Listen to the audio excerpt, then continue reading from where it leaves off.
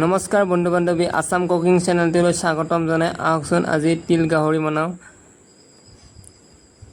প্ৰথমবাৰৰ বাবে বনাব ওলাইছোঁ তিল গাহৰি ৰেচিপি এটা লৈ আহিছোঁ। যদি ভিডিঅ'টো চাই ভাল লাগিলে তেনেহ'লে লাইক কৰিব। আহকচোন প্ৰথমতে এতিয়া মই মাংস লৈছোঁ 400 গ্ৰাম, গাহৰি মাংস 400 গ্ৰাম লোৱা হৈছে। তিল লৈছোঁ মই 50 গ্ৰাম।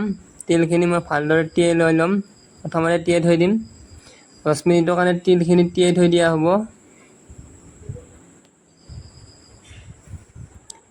এতিয়া গাহৰি মাংসৰ কাৰণে মই ল'ম আলু, পিঁয়াজ। আলু লৈছোঁ 2টা বাকলি গুচাই, পিঁয়াজো লৈছোঁ 1টা ডাঙৰ 1টা সৰু, শুকান জলকীয়া, কেঁচা জলকীয়া, আদা নহৰু। আলুখিনি মই ভালদৰে কাটি ল'ম। এটা আলু 4 পিচ কৰি লৈছোঁ। এতিয়া মই পিঁয়াজখিনিও মিডিয়ামকৈ কাটি লৈছোঁ, বেছি ডাঙৰো কৰা নাই বেছি সৰু কৰা নাই, যাতে মিডিয়াম কৰি চাইজৰ কাটি লৈছোঁ পিঁয়াজখিনি। পিঁয়াজখিনি মোৰ কাটি লোৱা হৈ গ'ল। কেঁচা জলকীয়াকেইটা মই ওপৰৰ ঠাৰিডাল কাটি দিয়া গৈছে, সেইখিনিও মোৰ কাটি লোৱা হৈ গ'ল। কেঁচা জলকীয়াখিনি কাটি লোৱা হৈ গ'ল। এতিয়া আদা নহৰু এটা পেষ্ট বনাই ল'ম, সেইখিনিও কৰি লোৱা হৈ গ'ল। একেলগে আদা নহৰুখিনি পেষ্ট বনাই লৈ লৈছোঁ। আদা নহৰু মোৰ পেষ্ট বনোৱা হৈ গ'ল। মছলা লৈ লৈছোঁ মই হালধি 2 চামুচ ব্যৱহাৰ কৰিছোঁ, জিৰা 2 চামুচ। এতিয়া তিলখিনি মই পেষ্ট কৰি ল'ম, এইখিনিও মোৰ পেষ্ট কৰি লোৱা হৈ গ'ল। আহকচোন এতিয়া কেৰাহীটো গৰম হ'ব দিছোঁ, তাতে তেল দিছোঁ মই, বেছি দিয়া নাই তেল। গাহৰি মাংস যাতে এনে তেল থাকে, তেল এনে জাষ্ট অকণমান দিয়া দিছে। প্ৰথমতে শুকান জলকীয়া কাটি লোৱা, অকণমান পিঁয়াজ, সেইখিনি ভালদৰে ৰঙচুৱা কৰি ল'ম, যাতে পিঁয়াজখিনি বেছি ভাজিব নালাগে। এতিয়া মই মাংসখিনি দি দিম কেৰাহীটোত। এইখিনি ভালদৰে 3-4 মিনিটমান ভালদৰে মই ভাজি ল'ম। 2 মিনিটৰ কাৰণে মই ঢাকনিখন মাৰি দিছোঁ। ঢাকনিখন গুচাই অকণমান হেতাখনে লৰাই দিছোঁ। বাকী থকা পিঁয়াজখিনিও দি দিছোঁ মই, পিঁয়াজ আৰু কেঁচা জলকীয়াখিনি। এইখিনিও মই 5 মিনিটমান ভালদৰে ভাজি ল'ম।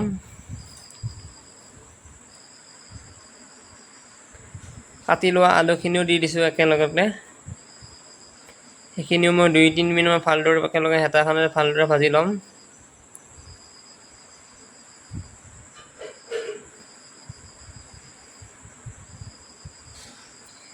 তিন মিনিটৰ কাৰণে ঢাকনিখন মাৰি দিয়া গৈছে।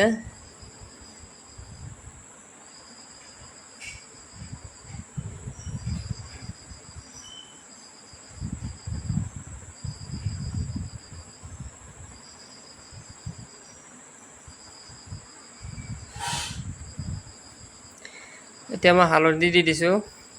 হালধি দিখিনি ভালদৰে মই ভাজি লৈছোঁ।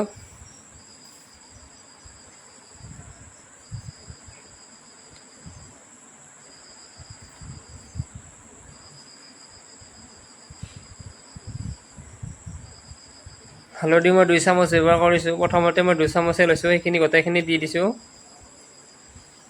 এতিয়া জিৰাখিনিও দি দিছোঁ একেলগে, সেইখিনিও মই ভালদৰে ভাজি ল'ম, কেঁচা গোন্ধ নোযোৱালৈ ভাজি ল'ম।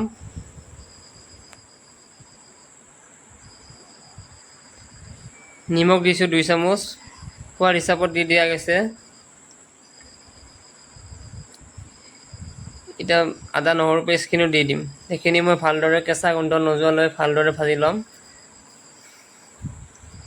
সেইখিনি মই ভালদৰে ভাজি লোৱা হৈছে।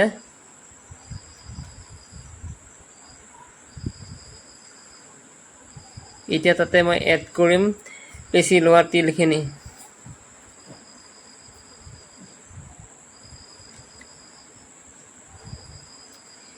এতিয়া তিলখিনি দি দিছোঁ মই ভালদৰে, সেইখিনিও ভালদৰে মই ভাজি ল'ম। 2-3 মিনিটমান ভালদৰে যাতে ভাজি ল'ম, যাতে কেৰাহীটো তলত লাগি নাযায় আৰু কেঁচা গোন্ধ নোযোৱালৈ ভাজি লৈ থাকিব।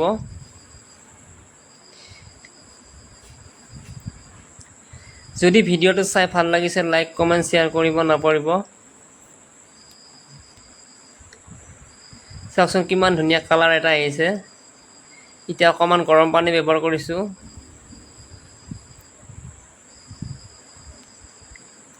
3 মিনিটৰ মানে ঢাকনিখন মাৰি দিছোঁ।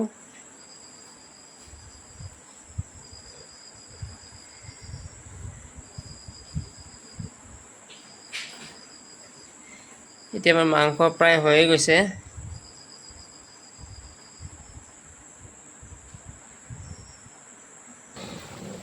চাওক এতিয়া আমাৰ মাংসখিনি ভালদৰে চৰিয়া এটাত নমাই ল'ম। গাইছ কেনেকুৱা হৈছে ক'ব দেই।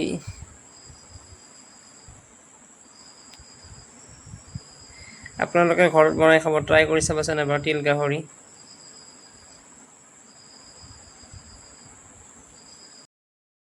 আপোনালোকলৈ ভিডিঅ'টো চোৱাৰ বাবে বহুত বহুত ধন্যবাদ জনালোঁ।